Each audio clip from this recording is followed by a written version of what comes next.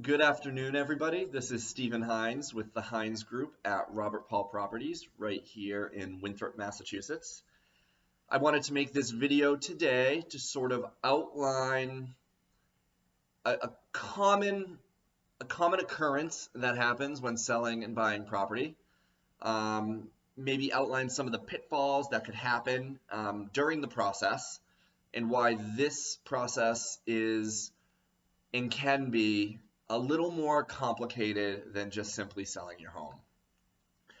So as you can imagine, there are lots and lots of homeowners that need to either upsize or downsize for various reasons, various circumstances in their lives.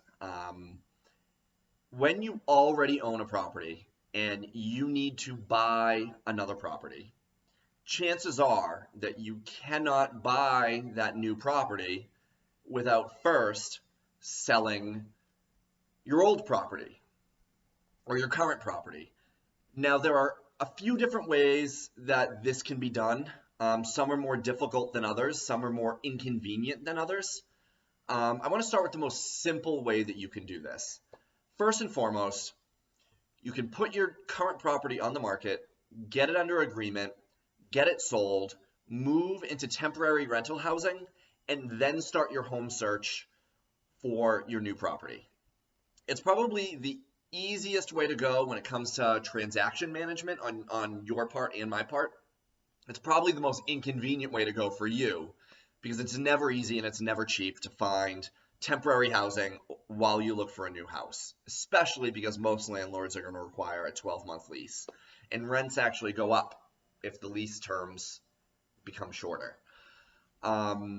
The more typical way to do this is to sell and buy simultaneously.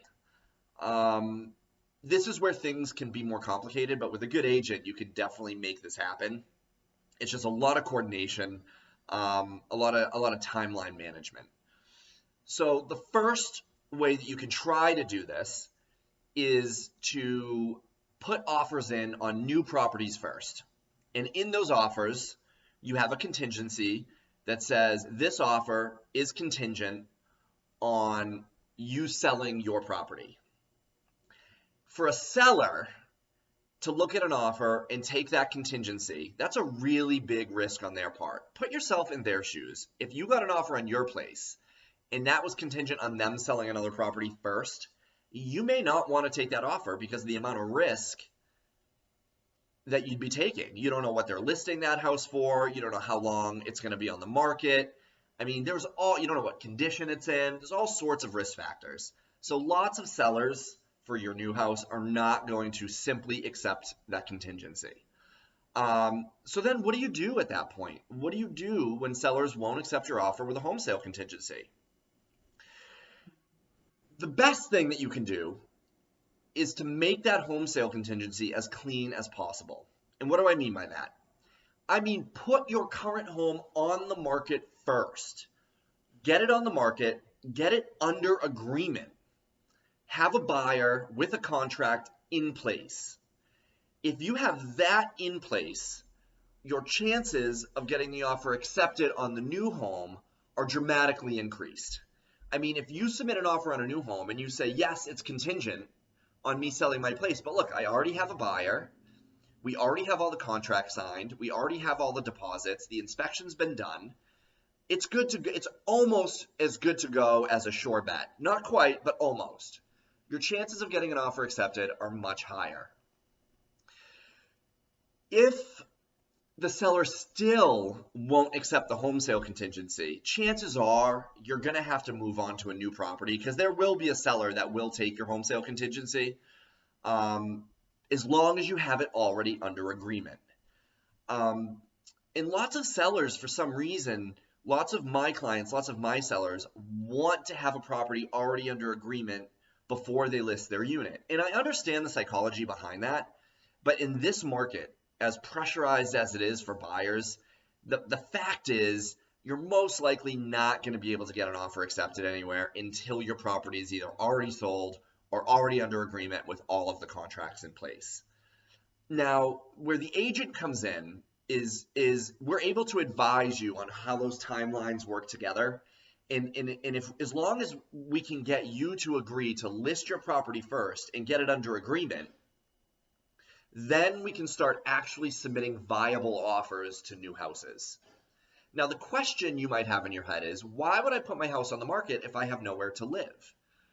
Well, when we accept an offer on your current property, there has to be a clause in the contract that says that sale is contingent on you finding a new house. Now, because there are many more buyers in the market than there are listings, you're going to have a much easier time finding a buyer that will accept that contingency than you will finding a seller that will accept that contingency. So my best word of advice is, if you have to sell to release the funds to buy, put your house on the market first. Make sure that that clause is clearly spelled out, agreed to by all parties. Get that contract as far along as you possibly can, and then start submitting offers on new houses. I'm not saying it's impossible to get an offer accepted on a new house without having your house already on the market. I had 2 of those happen this year where the seller accepted the offer without the house already being on the market.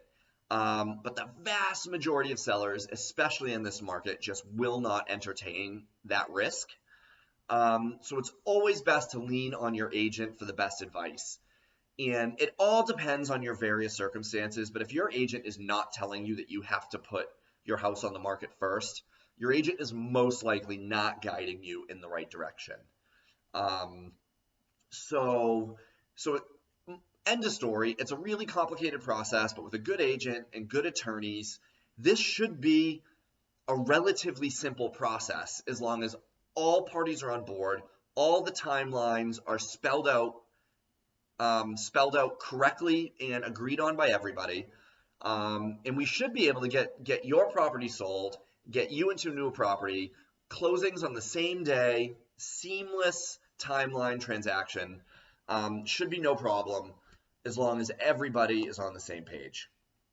So I hope this was helpful. I don't want you to be scared to sell if you have to buy.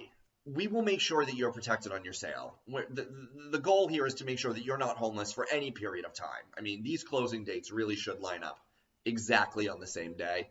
And that's what we're here for as agents. That's what we do for you. That's where our value really starts to come into play. Thank you all so much for listening. I hope you enjoy this gorgeous day, and I'll be back soon.